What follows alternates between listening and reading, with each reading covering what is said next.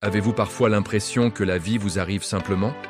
Que vous êtes coincé dans une histoire écrite par quelqu'un d'autre? Et si vous pouviez prendre la plume dès maintenant et réécrire votre prochain chapitre?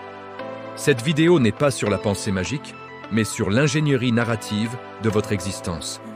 Cessez d'être un figurant et devenez l'auteur principal de votre destin. Beaucoup trop de gens vivent une vie par défaut, subissant les circonstances, leurs peurs, les attentes des autres. Ils sont comme des lecteurs passifs de leur propre livre.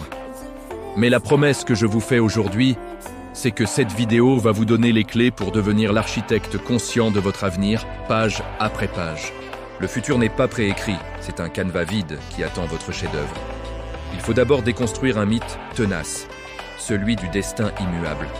Cette idée que certains sont nés pour ça et d'autres non, que notre histoire est déjà fixée. Pensez à des personnes comme J.K. Rowling avant Harry Potter.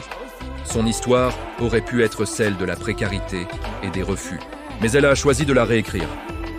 Ces obstacles, qui paraissaient infranchissables, n'étaient en réalité que des chapitres temporaires. J'ai moi-même cru un jour que mon chemin était tracé par mes origines, par mes échecs passés.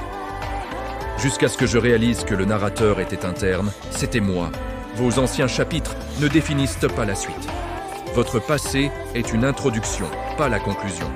Le véritable narrateur, c'est vous. Alors, comment on réécrit concrètement? Il ne suffit pas d'imaginer, il faut agir avec des outils précis. Je les appelle les 3 encres de votre futur. La première, c'est l'encre de la clarté. Vous devez définir clairement ce que vous voulez. Si votre vie était un film, quel serait le genre?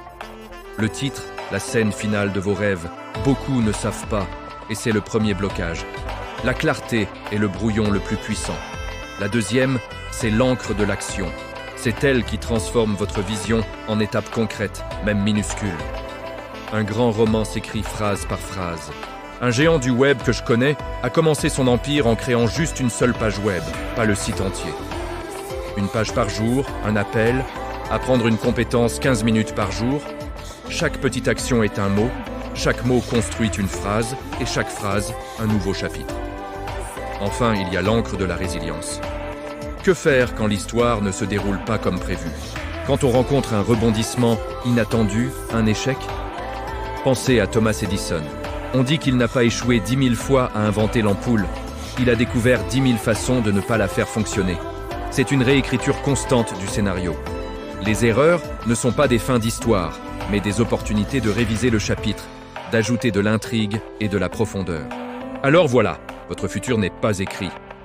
Vous avez le pouvoir de le définir, les outils pour agir et la capacité de vous adapter. Et le plus grand secret, vous n'avez pas besoin d'une permission. Vous avez déjà le stylo. La page est blanche, juste devant vous. Qu'allez-vous écrire?